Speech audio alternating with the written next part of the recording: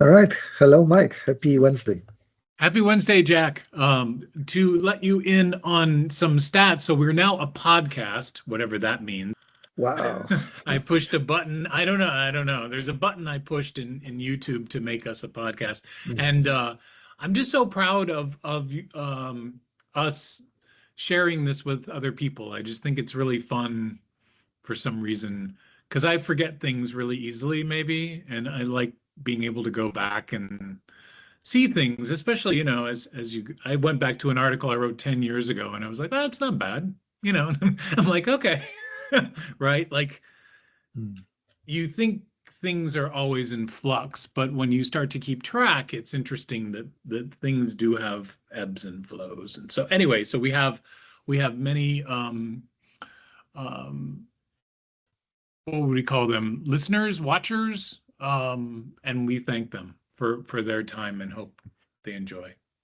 Yeah, totally. It kind of feels a little bit different, if you are on camera, but at the same time, we kind of talk this way all the time, whether we Yeah, are on yeah. camera or No, not. remember all So, that we had these even better before we decided to write them down. yeah, yeah.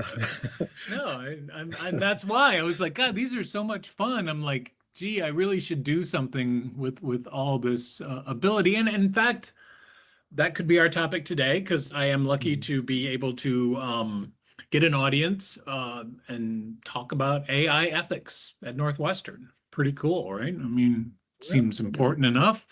And without having what's that fear of not knowing what you're talking about? Fear? Imposter syndrome. It could be, right? A little, but then I feel like, now, if anyone's been thinking about, me, right? Haven't I thought about this from like day one? Is the ethics of what this darn tool even means? Yeah. I mean, yeah, you've been more on the ethics and on the feelings question, right? Like the reality of feelings, right? I mean, is there really a ghost in machine that is worthwhile, or is it just matrix multiplication that really doesn't matter? Or are we just a matrix multiplication because our brains can be modeled the same way, with some details, here and there, but fundamentally. Well, and because we talk about it so much, I do share these things, and I wrote an article, and maybe you got to see it about Quake, because I know how much you love id Mhm. software, and my biggest learning, I think, since we spoke last, and you're going to forgive me because you know how I can just get a little bit of information and then like run with it Mhm. way too fast, and it's like running with scissors or something. Anyway, I learned what a tensor was. And Mhm. I learned what an n-tensor was, which is literally the subject of this book I wrote, right? So that's Mhm. that's why it was interesting, because it completely fascinated me, this idea of how to map time. And of course, when you try to do it, it's computationally crazy, so we just don't. Mhm. We just consider that time is always going in one direction, right? And so then it was only to fake being able to create reality with demons and fire and all this other stuff that we actually were able to make the devices that could really compute tensors. Mhm. And for Yeah. anyone watching that doesn't know what a tensor is, it's like, neither did I, but it makes perfect sense when you start thinking about the universe, because all equations are tensor equations, because Mhm. they involve, you could go up, down, left, right. Wait, am I getting this right? You have all the three dimensions, plus you have a fourth dimension.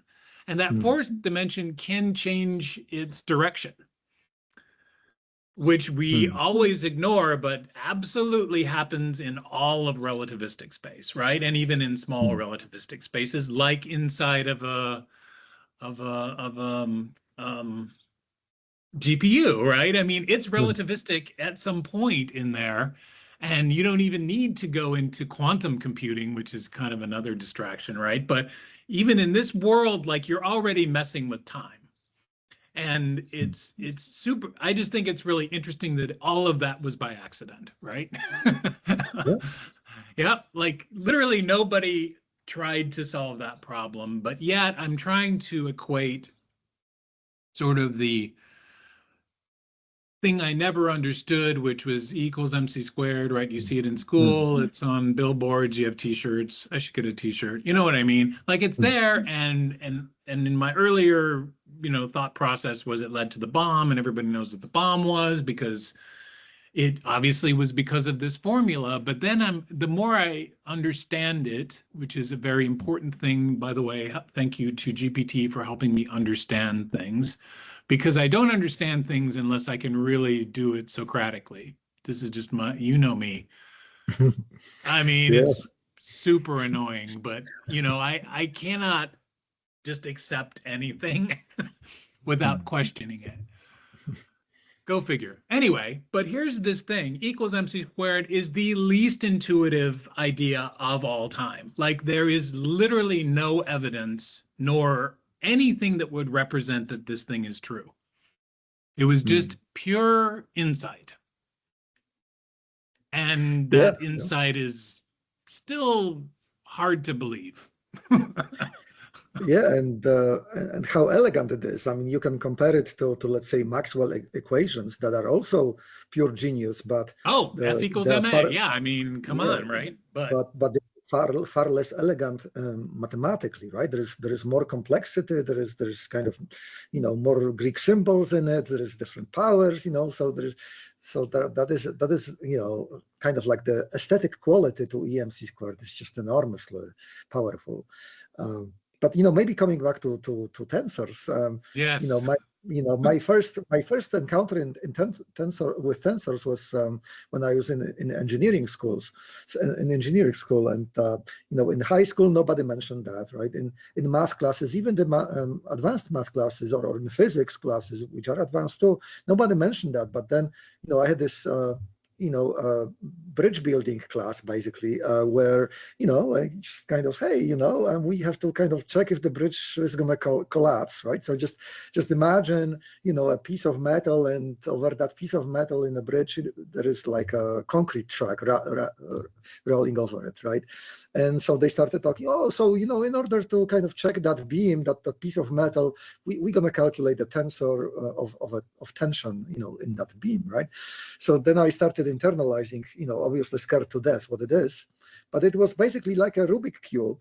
If you imagine that you kind of put a Rubik cube inside a piece of metal, then the Rubik cube has those little boxes in it, those little cubes, right? So there's a box in this corner, there's a big box in that corner, right? So to an engineer, it's important to know the tensor of that material, because in that particular piece of the Rubik cube, the tension is going to be different comparing to maybe something that is at the bottom of the Rubik cube, right? So it's kind of like a way to split space into nice chunks, and then create a nice tabular representation of that, whatever is happening, whether it's a compression of the material, or maybe it's stretching of the material, or maybe it's some sort of a heat transfer, right? So a three-dimensional tensor, is kind of easy to see as a Rubik cube, but you are talking obviously about, hey, so it can be n-dimensional, right? So to matrix, you don't have to have 3 dimensions necessarily. You're not limited by that. It's harder to see, but in cosmology, right, or in our universe, apparently can only be explained with a nine-dimensional tensor, which is kind of pretty funny. But that would be a different type of a podcast. Well, and not to get even weirder, but my exploration of this all came through my stereo sounding bad, which is weird because it's all about because audio waves are kind of good representations for all of this stuff, I think, right? Because everything acts like this, but you can hear it like something low, if you speed it up in time, becomes high. Like you literally are listening to time. You see what I mean? And in these complex systems, you get all this band interference, all these things happen. Like these are highly dynamic systems, and they are not unpredictable because weirdly enough, somebody mixes something for a speaker system, I guess, right? And you're like, hey, you know, I'm going to put this one, you know, like they're making all these decisions, but not in mathematical ways, right? They're doing Yeah. it in intuitive ways, which is what I think is really fun about sound, right? Because the same thing happens to light or any electromagnetic waves. It's just you don't get to experience it as a human, right? And time is the same. Like it's doing all sorts of stuff, very obviously, yet it's very unintuitive to say, looking up at the beautiful stars, that all of this happened hundreds of millions of years ago, right? Everything you're looking at isn't there in any real sense. It's very unintuitive is what I'm getting at. Like it's sort of, you want everything to be like a Rubik's Cube, but once you start getting into harmonics, right? They probably, I don't know when they teach you that one, but that's when resonance and harmonics, to me, that's the real fun. Because likely to me, there are harmonic resonances in time. So there aren't infinite dimensions, there's resonant dimensions. Yeah. Which is where crazy ideas lead you when you get too much information. But it happens everywhere else. That everything is like that is the fun part, right? Like there isn't any exceptions to a certain order of things, which is a very comforting thing. And it's what my book's about, because it's a book for children to teach them that order is inherent in the fact that we have time. Yeah, exactly. Yeah. So we've been given this gift like of time. That's all you get, you know, and light. Sorry, you get light too, and you get matter. But that's the problem, is we're very matter centric. And why does this matter? Oh boy, is that a terrible pun? To ethics. So AI ethics. So here's my thought process. And speaking of math, let's just alienate more people. You ready? You want to do Nash equilibriums now? Because here's my...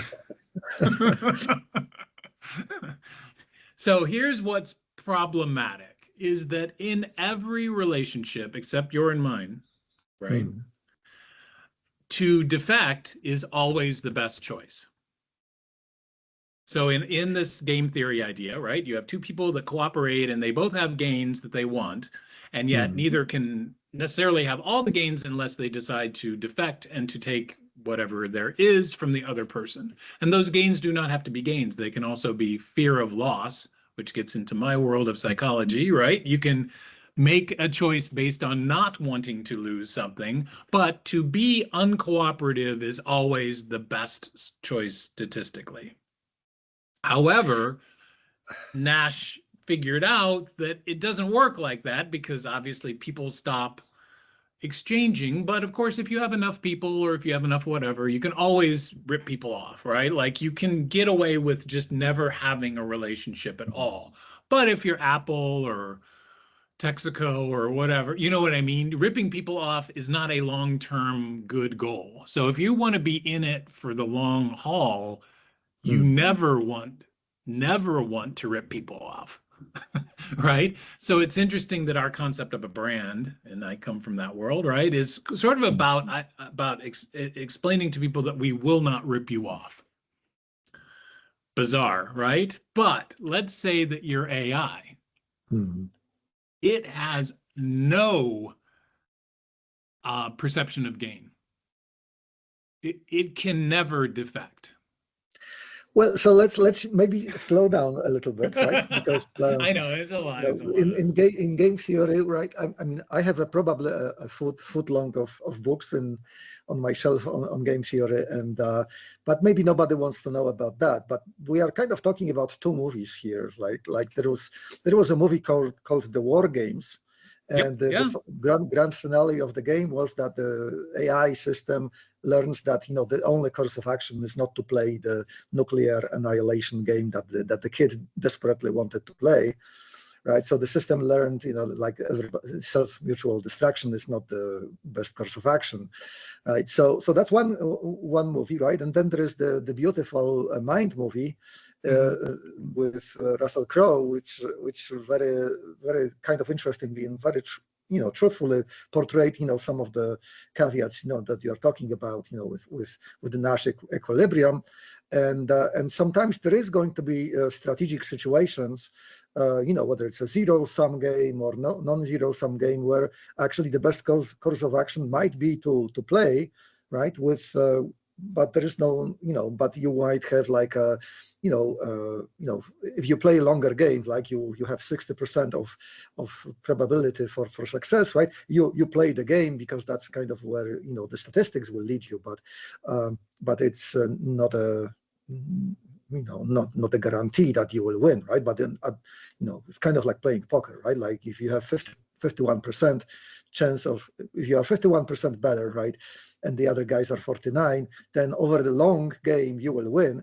But you might get unlucky, in just, if you play 2 or 3 hands, so that's kind of the situation, right? And now the question they are posing is exactly the same question that you posing, about feelings, right? Hey, computers will have no feelings, and here, do we have a perception of gain? Well, that perception of gain can be mathematically defined very, very well. It can be modeled. So that's what Nash actually formulated. So I have to disagree with you that, hey, maybe computers are not really truly feeling those things or perceiving them, but a programmer, there could be a programmer that will be able to kind of build those for the AI system. And I think that's a great perspective, actually. I mean, believe me, I'm only an inch deep and have no books on my shelf about any of this. So thank you, really, thank you, because my enthusiasm sometimes is masked by a lack of real understanding, or another perspective, right? I kind of get it from my own explorations, in some ways. There's some very good books on that. So when Nash won his Nobel Prize, he won it with 2 other guys. I think I remember only last names, Zelten and Harsanyi, and there was like a publication, like a kind of like a anthology, maybe, of game theory works by those 3 guys, kind of like 4 big books.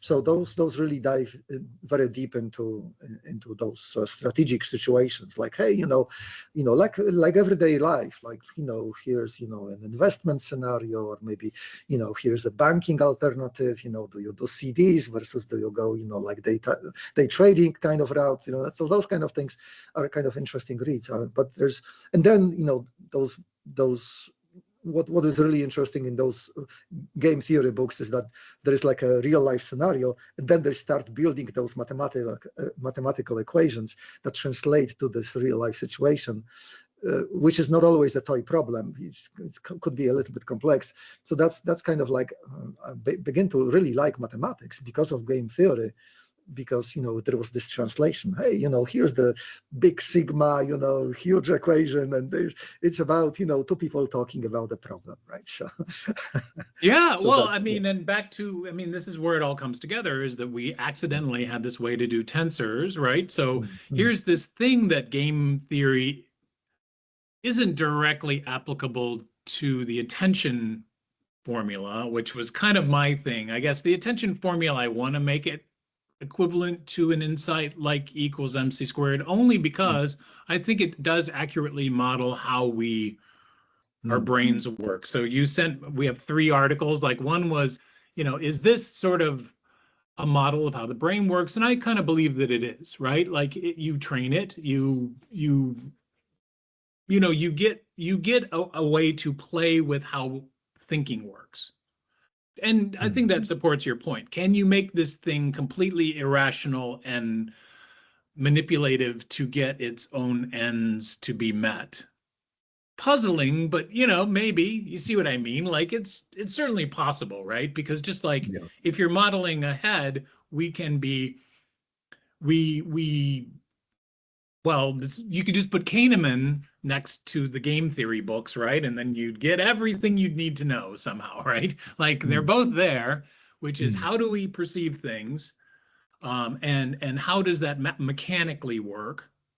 But if we go back to this ethics is to like you said, not blow up the world or, do nasty things. So here's a thought experiment I might put into my talk, and I'll test it.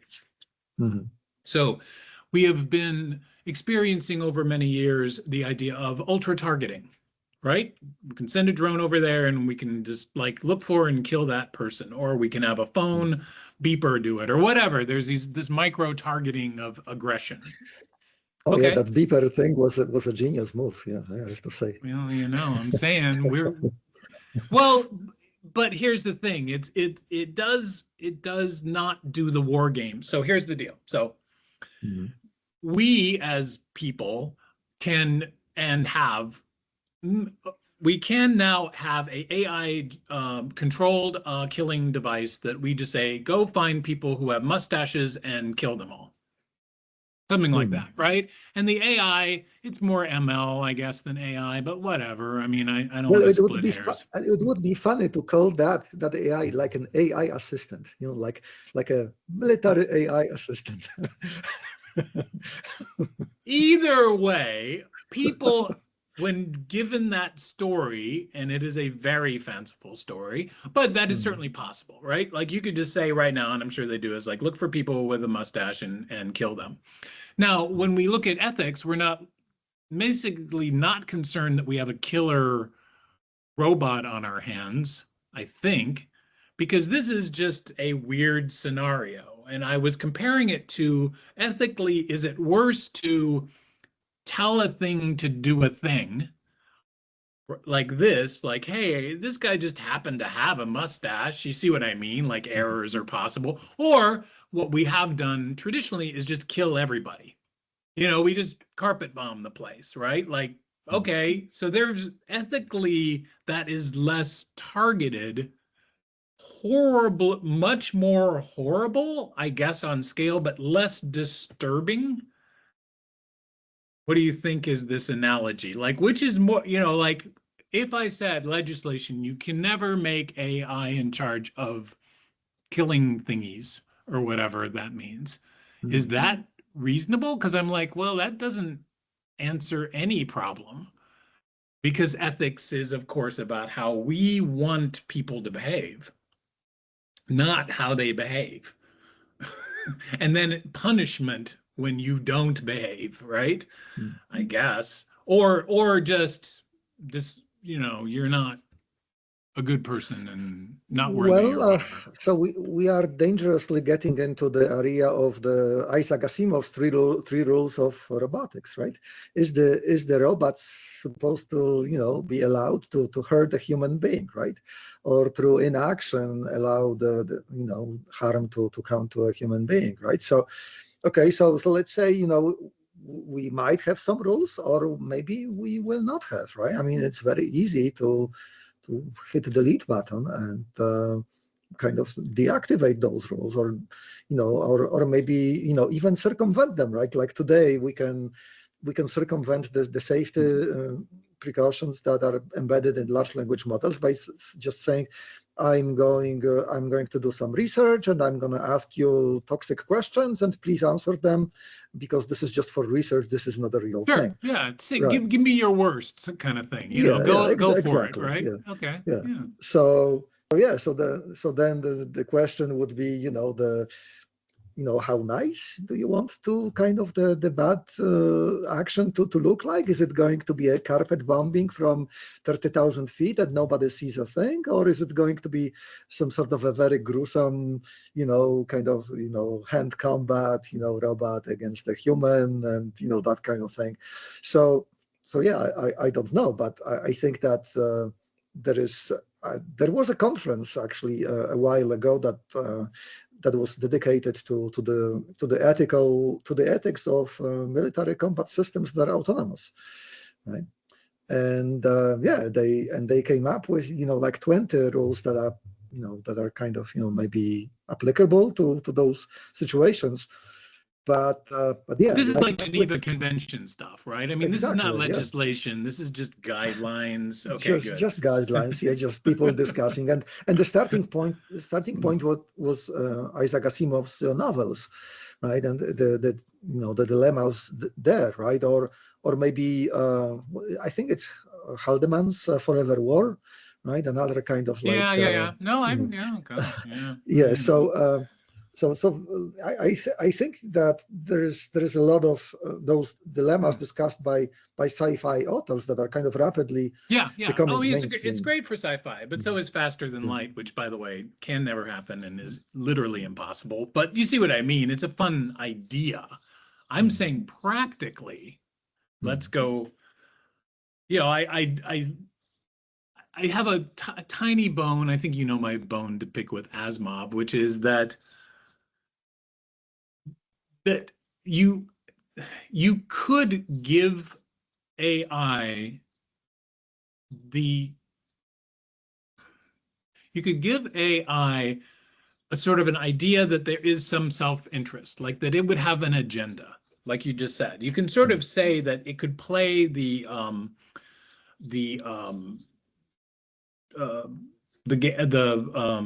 Nash game, why am I, whatever. Equilibrium. Equilibrium. No, just that it could play the game without Okay. always cooperating.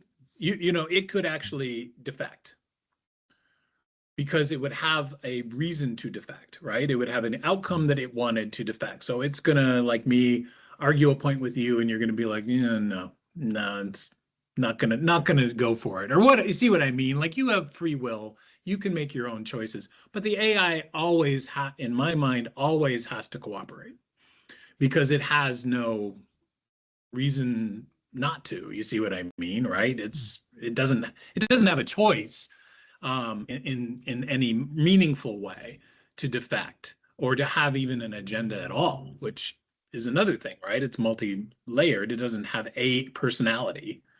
You know, it's a instance. You know, everything's sort of an instance, right? So that makes it even worse. You know, we're at least stuck in our heads.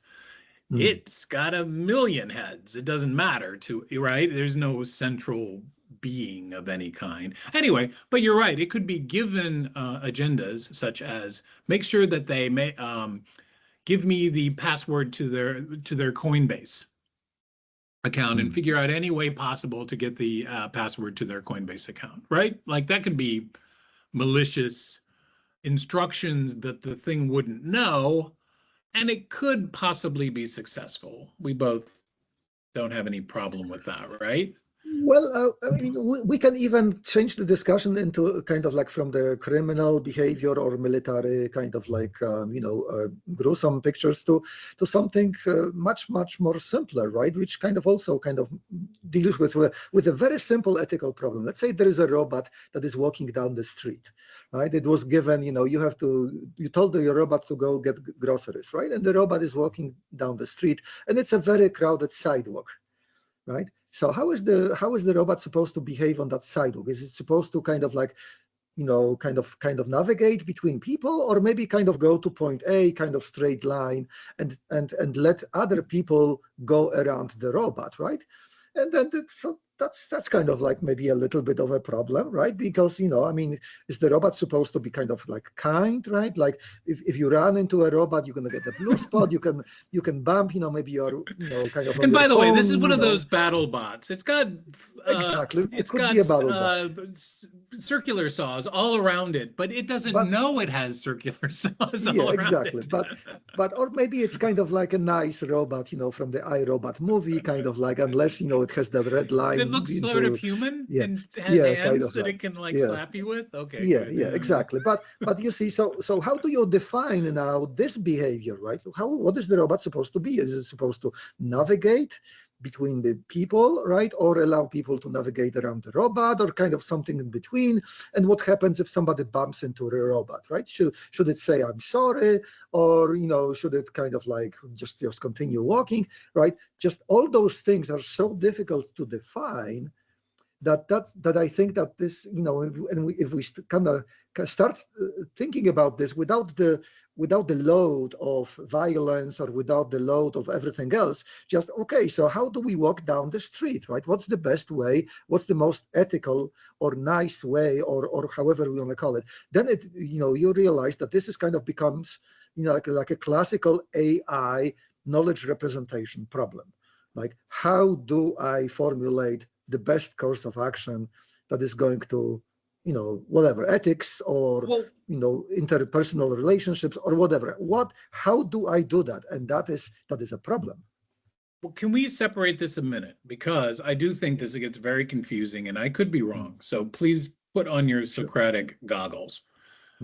ML, okay, which is the idea that when you are delivering your package from Amazon, you could in fact cut somebody's head off. So it has to figure out somehow or another how to find a space so it can drop its package. I know this is like an engineering problem, like you said, like building a building. I want to build a building that does not fall down, right? Like that's kind of your job.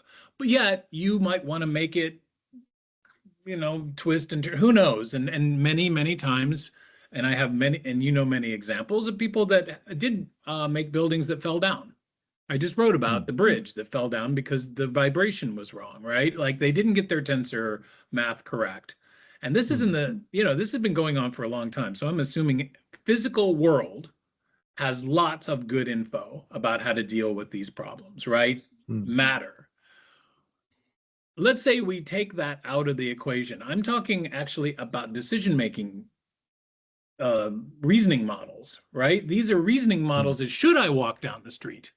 Is walking down the street the best way to help out this situation that I've been tasked with or whatever, right? Like someone said, you thing now have the ability to reason. You don't have any understanding of causality, which by the way is my big thing. Like causality is the biggest problem with time, right? Anything that doesn't have to worry about time does not have to worry about causality. And of course, I don't think any robots could ever understand, no machines could ever understand causality. That's I'm going on down on that one, right? It just can't, because we barely understand causality. You know, we don't understand that. Yeah, of course. Yeah, Yeah, I mean, I totally agree. I mean, the statistics, right?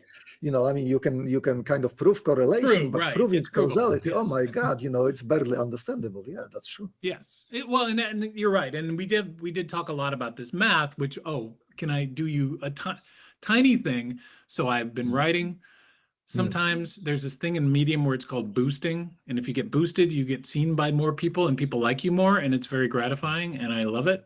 And sometimes you write something and you think it's great and it does not get boosted. So to our earlier discussion, I go into GPT and I found the rules of being boosted, which is nice. It says kind of what it is, right? It talks about, like you said, it's like the people with the war games, right? Here's 20 things to imagine when you're going to have ML involved. I don't think you'd ever have LLMs involved. They don't have to explain why they're walking down the street, you know, whatever. But you see what I mean? I just want to separate the two. One is more about a reasoning model and more about interacting with people emotionally than the other, which is just trying to, you know, get from point, you know, it's Waymo or whatever, right? It's just a different problem. They are both in a sense AI, that's all. But one is about manipulating people.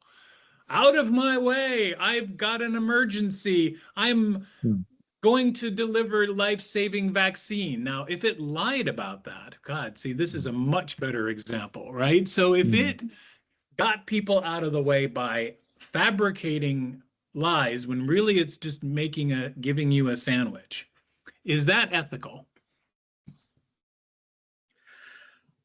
Well, to the robot, it doesn't care, right? I mean, it's got a clear goal to get you your sandwich, but obviously these people are such a pain in the butt and keeping it from delivering the sandwich. So in order to disperse people, it should lie. And now it's Nash's problem again. Well, your problem is harder. Your problem is harder because you are kind of putting it into a situation where there might be some harm there might be something kind of far more, far more substantial in there, right? My walking down the street problem was far more benign, right? It's kind of like easier to find a consensus. Oh, no, but I just want to take it out of ML. I want it to be, it has to now lie, which you know where I'm going with this, right? It has a little speaker and it's like, hey, there's COVID coming. I'm infected. Get out of the way. Like it as an LLM could lie to get you your sandwich. Oh, absolutely. Only HAL 9000 was going crazy because it had to lie, right? True, that was HAL's problem. You can create See a how model. not clever I am? I thought that was clever, and look, it's already been. Damn it! Oh well. Okay, all right, yeah. So back to the. This is where I'm saying if there were ethics in AI, the other thing is I kind of said, all right, what if there's legislation? Let's go there, right? We all love the government, right? So let's just say your goal was to introduce a bill to do something about this lying robot that's delivering sandwiches, right? Like this is bad use of technology. It's clearly not in the best interest or whatever, right? However, now you've got two things, transparency versus opaqueness. Hey, we don't know why it's lying. Half the time it doesn't lie. I mean, come on. We're just a cute tech company that came up with these sandwich delivering things, right? Or maybe they're in the middle, right? And then on one side, you've got Reddit. Like, hey, I don't know how things are boosted, so let's pretend it's Reddit. Like, nobody liked what I said, so I don't get voted, and therefore, I have to keep trying. And Reddit, I mean, you're a Reddit fan, right? Reddit's pretty good. It's a very transparent system of how to manage uncontrollable discussions, I think. I think it's a very elegant mechanism, obviously built over many, many years with lots of really clever ways so that it feels to me like it's fair, right? It doesn't have any, it does have lots of bots, but they are there to say like, hey, you went off topic, so therefore you can't do that or whatever. It probably has some good stuff in it. Anyway, it's great. I'm saying this is the best thing ever, that if you were a legislator, you should say, please be completely transparent about your data.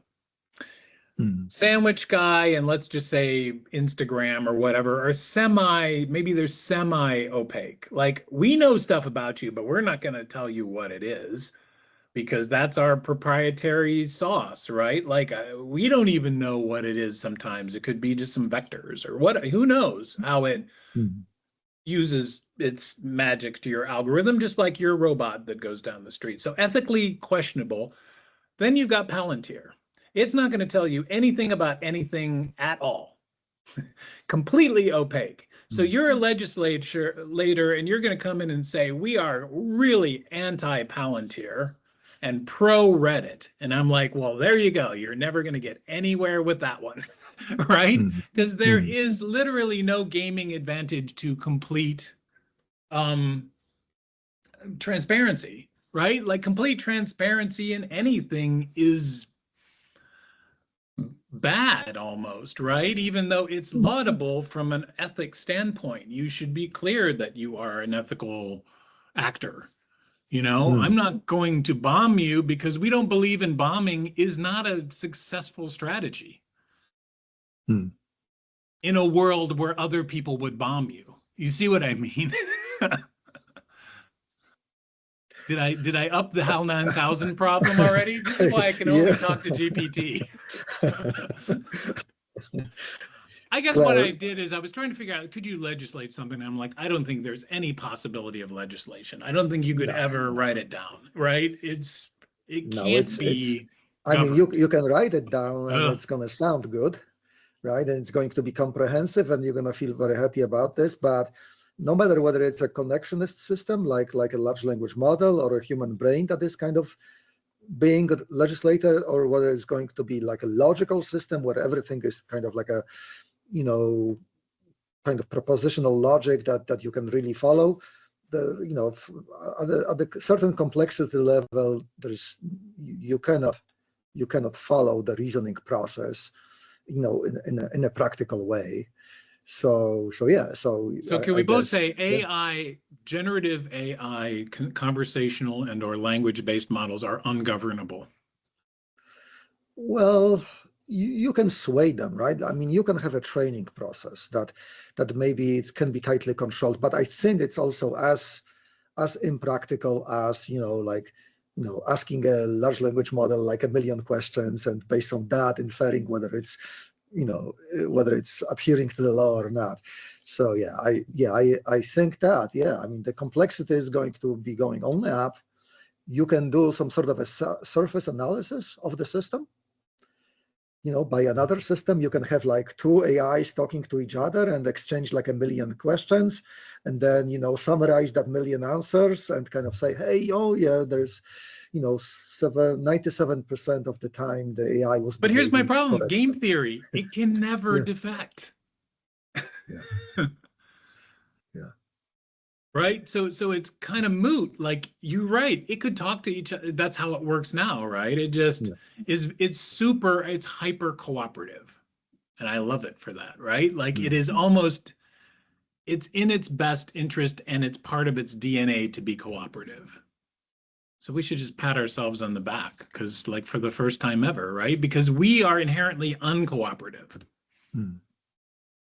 Because of game theory, right? Like perceived gains or losses are much, I mean, perceived losses will do, people will do the craziest stuff, right, to avoid losses.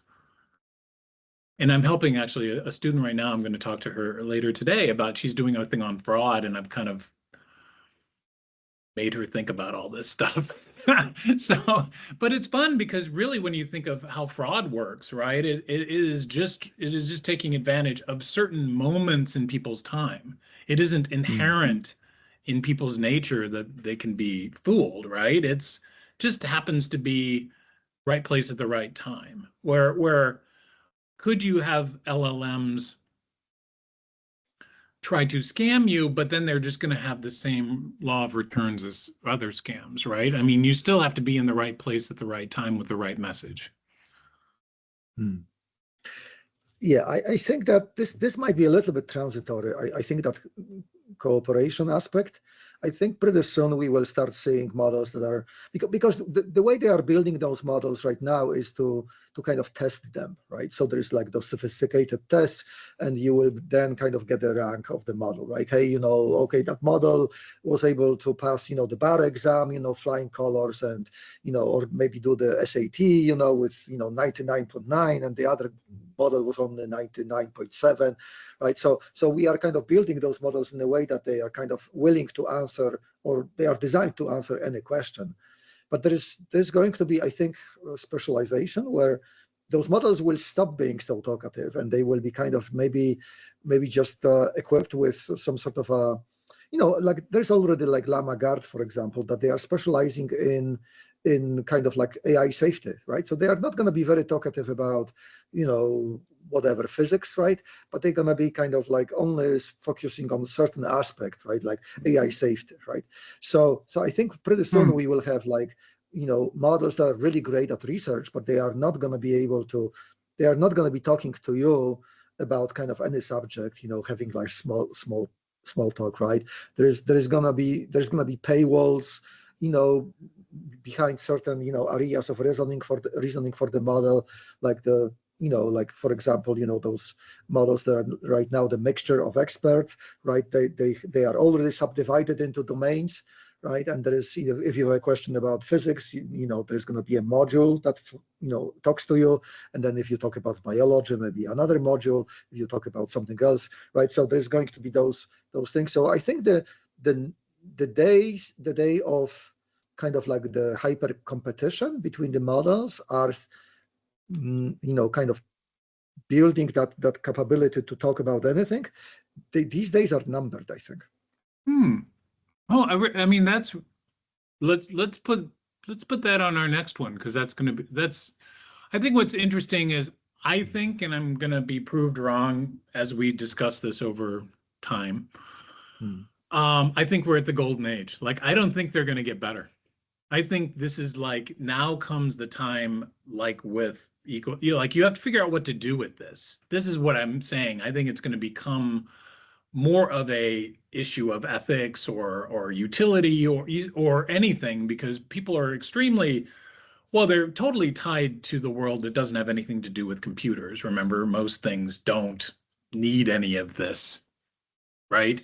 But we're in the worlds of education, which may be hit hardest. That's why I think they're asking me to do this stuff, because education certainly is going to be a first bellwether as to what this stuff, what are the issues. And I think that was immediate, right? Like, hey, I don't have to do my homework anymore is a really interesting problem, right? That you don't. No, you don't. Yeah. There's this paper, I think, floating around, homework Armageddon. People realize that. But yeah, I would probably agree with you. Maybe if I didn't see the performance of AI on code generation, which kind of leads me to believe that if the AI is already so great at writing computer code, then this is a precursor for a feedback loop, where the AI can write a code that is going to be improving the AI, that is going to be improving the code, so that feedback loop is very possible.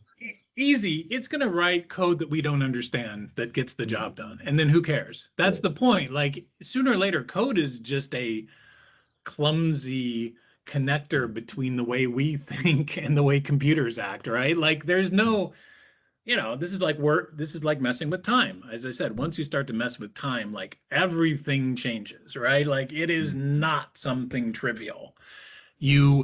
I complained about my fusion reaction because I'm like, you cannot mess with time. It's literally, we live in this place of time. You can't get rid of it.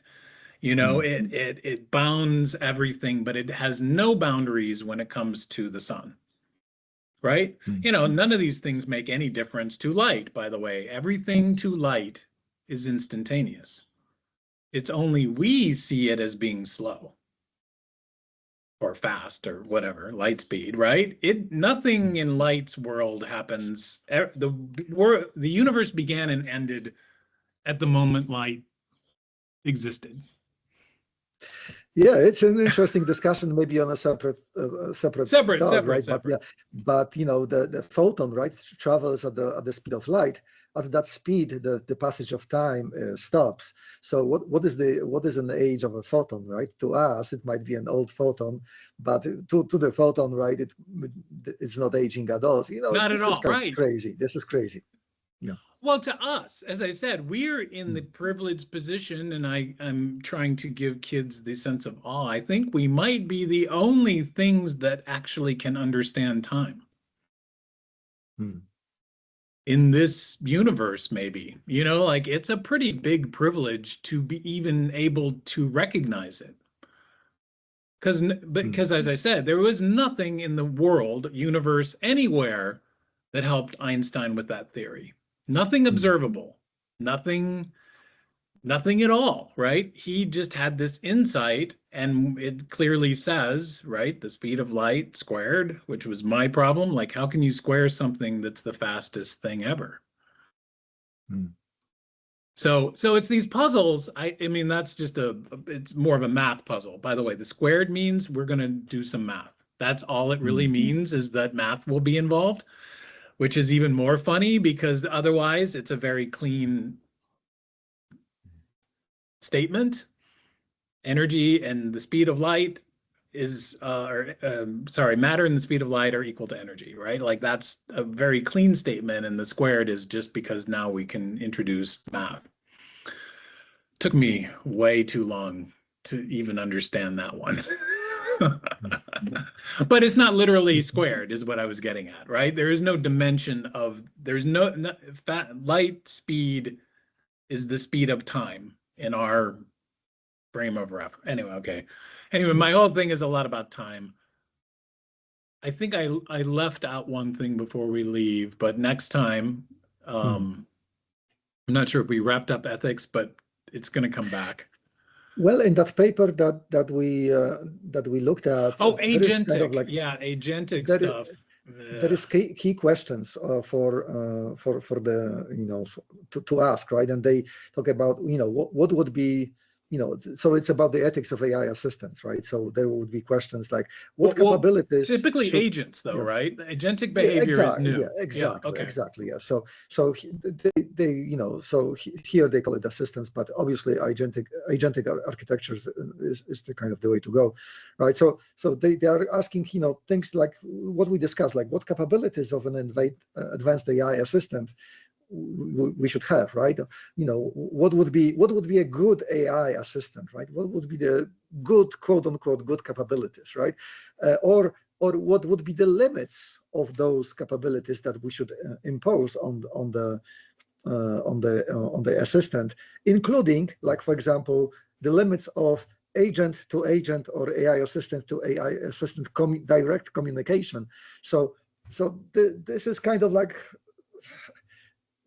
this is impossible to define, right? I mean, it's just basically going to be really nice philosophical discussion, but at the end of the day, you will kind of come up with something that may totally not work. It's not definable. Well, we know that the agent to agent discussion will probably add about 20 to 40 cents to your sandwich order. They'll figure out like how to charge you a little bit more.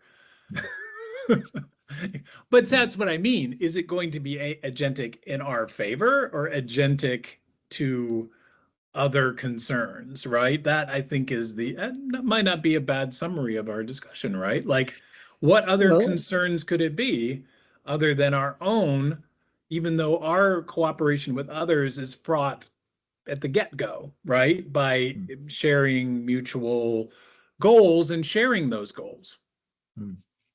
Which is hard to start with. Yeah, I mean, that's hard too. So there was this sci-fi story, a short story that I've read. It's the situation takes place on a starship traveling, to a different star system. Everybody on that starship is currently asleep, right? I mean, not a hypersleep, just kind of sleeping because obviously they are traveling faster than light. And the captain of the spaceship has a hobby. He loves video games, right? But the video games at that time kind of have a different flavor to them. The game is called the Hitman, and basically the game is physically going to try to kill you. And actually, the point of the story is that the captain, everybody is asleep in this starship, and the captain gets killed with an ancient, Magnum 44, in his cabin, right? And then the crew begins to investigate, right? And they find that there is a game, right, currently in play. Okay. That the computer on the starship is currently, the game is in progress. And also there is another game that you can buy for an extra money that will protect you from that Hitman game that is trying to kill you, right? So I think we are going in that direction. You can imagine, like with all the things that are so difficult to define in terms of ethics, there is going to be things that will be a lot easier to define. Like, for example, in the Hitman game, the game is going to be, basically they start investigating. The game finds out who has a grudge. The game finds out who might be sensitive to a large sum of money deposited to their account so that they would kill the captain, right? The game will fake the sleep parameters of all the crew, so that even if somebody is awake, the records will show that they are asleep. Those kind of sophisticated things will probably be easier to do than formulating the ethical rules that we are trying to discuss today. I agree. Well, and also I love this idea of we lie constantly, like we set our clocks 10 minutes back when we're inherently late to things, right? Or something that is a trick, whereas, I'm just going to constantly tell you you're late for your next meeting, my agentic partner, right? Because I know that you don't pay any attention to me until I lie to you. Right. So inherently it's going to kind of play the game, why am I blanking on this game? On game theory, I guess that's why. It's not called a game, it's just called game theory, right? But gaming in general, winners, losers, no, none whatsoever. So I think I might have left this out, but I'll just toss it in at the end. So I told it what the rules were for my articles. And to make things even more interesting, I said, okay, can you now turn this into my confidence interval thing? Because I love myself some confidence intervals, right? Here are these ideas that are going to be judged. God knows how, right? So there's not going to be a yes or no answer. So this is good because you're not giving me feedback directly on what I have to say in my article. You're just saying, how likely is this article to be boosted? Already, I think I'm way ahead of the game. Why I can't get a PhD in one of these things, right? I mean, that's pretty good, right? To be able to just instantly create a game that I'm going to play. Now, to your point, and maybe also ethics, I don't have to give it the entire article. This kind of blows my mind, but this is why one person votes in a city or town, and now the whole city or town is decided. So all I have to do is give it like the first few paragraphs. And it's going to tell me and rate me on all these things. So I give it one and it's like, well, it's pretty good, but actually you have to do this and you're not doing it. And so actually excellent advice. And if I ever graded papers again, I'd probably just use this because it does give pretty good. I'd give it before they submit the paper. I'm like, just write your paper with these in mind, right? Here is the living syllabus. Okay. So I go through and I fix some things and so on and so forth. But finally, I'm like really loving this because it's very happy about, my boostability. I think I get a little bit about to 80 or something, right? So definitely statistically not good, but whatever. It's with me so far. The only problem is then I give it a thing that I did publish, my last article. So if you're reading or if you're seeing this, guys, go read my article. I'm really feeling bad nobody read it about Quake.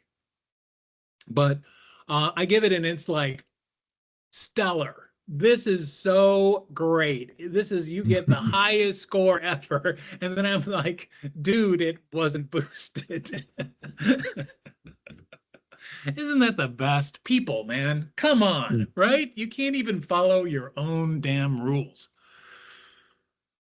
Is that good enough for the ending for this one, Jack? Yeah, I don't know. that's a great one.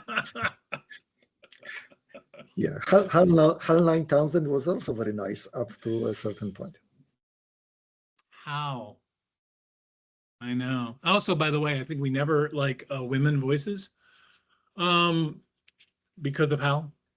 Because it's like men now as computer voices are completely menacing and they're going to kill us. Did you know that? No, I think the Star Trek main computer was always a woman's voice. No, but how? How was a man's voice? Yeah, HAL, yes, but I think that in popular media, I think that pop culture is kind of pretty used to women's voices as right, yeah, because AI, I'm saying they learned from HAL, never have men's voices because they're considered too threatening. And also I think women's voices. Well, we'll see. We'll look that one up. That voice was very special. That HAL was a British accent, and all that. So that was a great voice. Yeah. Yeah. I mean, but archetypical things by accident. That's always a fun topic. All right. Next time, Jack, let's not wait too long. Thanks for your help with this ethics. I don't know. Yeah. Thanks, Mike. Until next time. Cheers.